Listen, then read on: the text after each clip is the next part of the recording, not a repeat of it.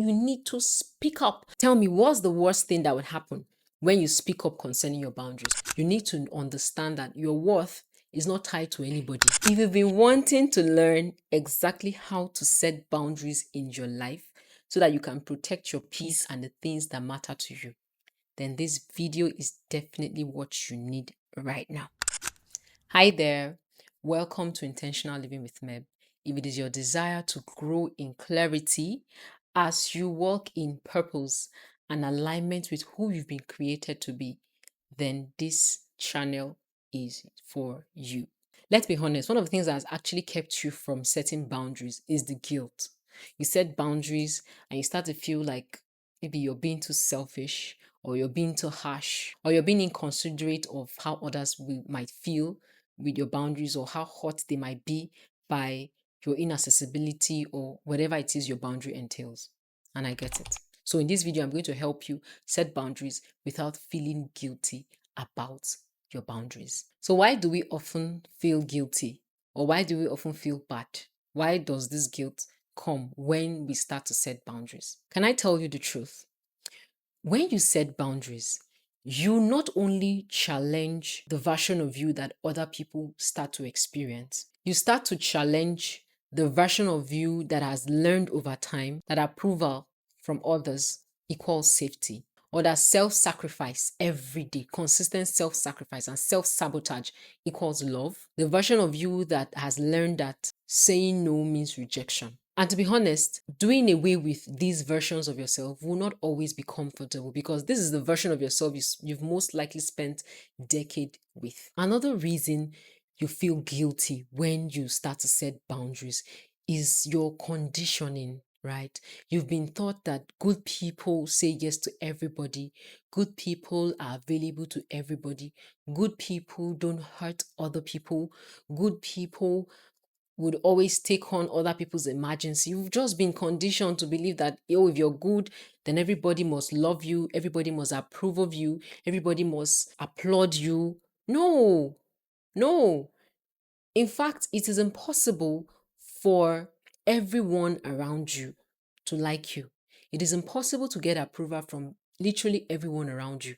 When you start to get thumbs up and likes and approval from everybody that you know, then you're either overextending yourself or you're self-sabotaging already, because not everybody should like you the way you are, and that is absolutely fine. We all have our preferences, we all have the directions we are going in life. Now, the third reason you find it very difficult and you feel guilty for setting boundaries is that you've been taught that your worth is tied to how much of yourself you give to others. That's just simply it. So we feel like when we're not giving to others, then we are worthless. And nobody, no human is ever or should be comfortable in a state of worthlessness. We always want to be associated with value of some sort. So when you find yourself feeling worthless or feeling valueless, the moment you decide to withhold from giving, when I mean giving both yourself, giving your time, giving your resources to others at their beck and call. That's the foundation of the guilt you always feel when setting boundaries. You need to understand that your worth is not tied to anybody. Your worth is only tied to yourself and your source. Now, if that source is God, then you have no business with how other people feel, with how much of yourself or your resources you give to people. At the same time, your worth should not be tied. No, it should never be tied to how people react to your actions. And so whether you give or not, you must understand that your worth is innate. So let's dive into the steps that will actually help you set boundaries without feeling guilty. The first thing you need to do, you need to identify your boundaries. We don't all need same boundaries in our lives, right? There is no one size fits all when it comes to boundaries. You need to know the boundaries that you need in your life, or the places, because boundaries are like walls, right? They're like protection around something. So you need to know the areas of your life that you need to protect, right?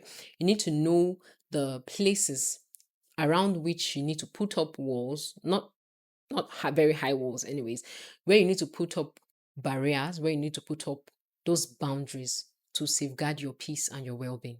So to understand the boundaries that you need to be clear on, first of all, your life's goal, your life's purpose. Where are you headed in life? What kind of person do you want to become? What kind of outcomes do you want to see in your life? You need to know all these things. And you need to also understand your goals per time, per season, right? You need to understand, for example, for the year, you need to understand the goals you need to have. So if your goal this year is to save up, say, $1,000, for example, for the year. So while setting your boundaries, your aim will be to ensure that whatever that would rise to make you unable to save $1,000, you can douse them before they become a problem. So, for example, you're trying to save $1,000 for the year. That means your kid sister, who is always calling you for financial emergencies, you would have to let her know that you might no longer be serving her or responding to her the way you used to. So if, for example, she calls you every month and you have to let go of $500 or whatever it is you need to let go of, right?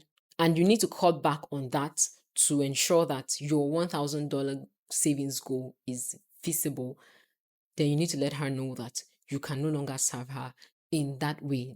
Just an example, right? So to be able to set boundaries, you need to be, first of all, clear on what you're trying to protect. You don't just set any boundary, because if you're not trying to protect anything, if there is nothing valuable you're trying to protect, then you would either struggle with having people stick with those boundaries, or you would look like a hypocrite yourself, because you will not even understand why those things are in place in your life. You need to understand your values. Oh my God, your values.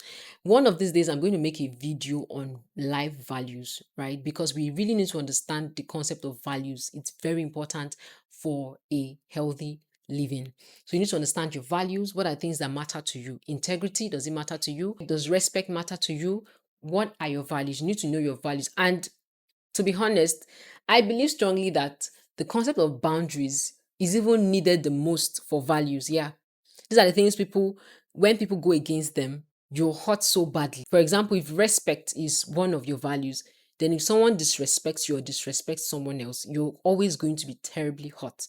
For me, courtesy is a big deal for me. Whenever I see someone not being cautious or someone being rash and untamed, I'm usually so upset. So I've learned to put up solid boundaries around my life in that area, so that I don't have people just coming casually and doing things that get me upset in that arena, right? So you find out what your values are so that you can put up walls around those values. So you also need to know your priorities for the moment. If, for example, your aim is to finish up a book in 24 hours, I mean, reading a book in 24 hours, then you should know that that friend calling you to come go eat out or to come go hang out, you need to tell them no. Those are boundaries, right? So you need to know what your priorities are, your non-negotiables, For you, it might be your spiritual life, your church attendance, whatever it is for you, right? You need to know what they are so that you can know the kind of walls that you're putting up around those things. So the boundaries you're going to put up around these areas of your life would be against anything that comes contrary to those areas. So whatever it is that wants to arise against them, that's what your boundaries will be protecting them from. Second step to setting boundaries without feeling guilty is to communicate your boundaries. Communicate your boundaries. You might think people actually should know. Oh, she's an adult. She should know how to talk respectfully to someone, or she should know how to do things. No, people don't know. What I would say to you is assume they don't know, because most people don't even know. And even the ones that know, some people, it's just in their nature to try to overstep. So always communicate your boundaries clearly in complete sentences.